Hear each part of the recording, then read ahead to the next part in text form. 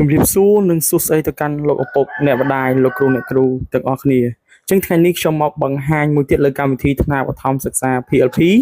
ដើម្បីចូលទៅបើកមុខងារតាមដាននិងមុខងារប្រវត្តិតេស្តដែលកម្មវិធីថ្នាក់បឋមសិក្សា PLP ទើបតែអាប់ដេតអញ្ចឹងដើម្បីឲ្យដំណើរការកម្មវិធីមុខងារណាតាមដានហើយនឹងប្រវត្តិតេស្តនៅលើទូរស័ព្ទដៃ iPhone អញ្ចឹងជាដំបូងយើងចូលទៅកាន់ setting សិនណាដើម្បីទៅ clear ទិន្នន័យចាស់ចោលសិនណាអញ្ចឹងយើងចូលទៅកាន់ setting ទាំងអស់គ្នាបាទបន្ទាប់មកទៀតយើងចូលទៅកាន់ setting ហើយយើងអូសទៅក្រោមឲ្យអស់ណាហើយយើងមើលពាក្យថា app នៅខាងក្រោមហ្នឹងគឺ app ណាបាទចុចពាក្យ app មកបន្ទាប់មកទៀតណាយើងអូសមកក្រោមទៀតស្វែងរកពាក្យថា Safari ណាបាទយើងអូសមកក្រោមមកអូសឲ្យដល់ក្រោមរកពាក្យថា Safari យើងឃើញពាក្យ Safari ហើយចុចលើវាមកបាទបន្ទាប់ពីចុចលើពាក្យ Safari ហើយយើងអូសទៅក្រោមបន្តទៀតបាទអូសទៅក្រោមមកហើយយើងឃើញពាក្យ Advanced នេះពាក្យខាងក្រោមនេះយើងចុចមកបន្ទាប់មកទៀតយើងចូលដល់ផ្ទាំងមួយនេះយើងចុចពាក្យ website data នៅខាងលើដូចបានបង្ហាញយើងចុចមកទៀតបាទបន្ទាប់មកទៀតយើងអូសមកក្រោមទៀតយើងរកពាក្យដែលយើងត្រូវធ្វើការសម្អាតប៉ុន្តែយើងមើលឃើញតែយើងចុចពាក្យ show all site ណាបាទចូលពាក្យ show all site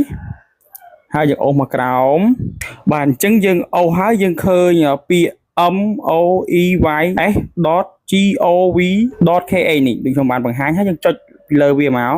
បាទចុចពីលើវាមកយើងចុចទាញពីលើវាមកទាញពាក្យ delete ដូចវាចេះមកបាទ delete ចោលមកបាទយើងចុចពាក្យ delete មកទៀតណាតោះបើយើងចុចពាក្យ delete ហើយយើងបិទទាំងនឹងចេញយើងទៅរកកម្មវិធីថ្នាក់បឋមសិក្សា PLP របស់យើងបាទនេះកម្មវិធីថ្នាក់បឋមសិក្សា PLP យើងចូលមកអញ្ចឹងបន្ទាប់មកទៀតយើងចូលពាក្យណាតាមដានបាទអញ្ចឹងយើងបើកមុខងារតាមដានបានហើយណាមុខងារតាមដាននេះបាទយើងទាក់ទងការមុខងារតាមដានបន្ទាប់មកទៀតយើងចូលប្រវត្តិធ្វើតេស្តណាបាទប្រវត្តិធ្វើតេស្តក៏បានដែរណាអញ្ចឹងកន្លែងហ្នឹងគឺយើងនៅពេលដែលយើងធ្វើការលុបទិន្នន័យចាស់របស់យើងនៅក្នុងទូរស័ព្ទយើងចេញនោះដំណើរការកន្លែងប្រវត្តិធ្វើតេស្តហើយនឹងមុខងារនៃការតាមដាននឹងដំណើរការឡើងវិញណាឪពុកម្ដាយអញ្ចឹងវីដេអូមួយនេះមានតែប៉ុណ្្នឹងទេទាក់ទងនឹងការបង្ហាញលើទូរស័ព្ទដៃ iPhone បាទបន្ទាប់ពីយើងធ្វើការ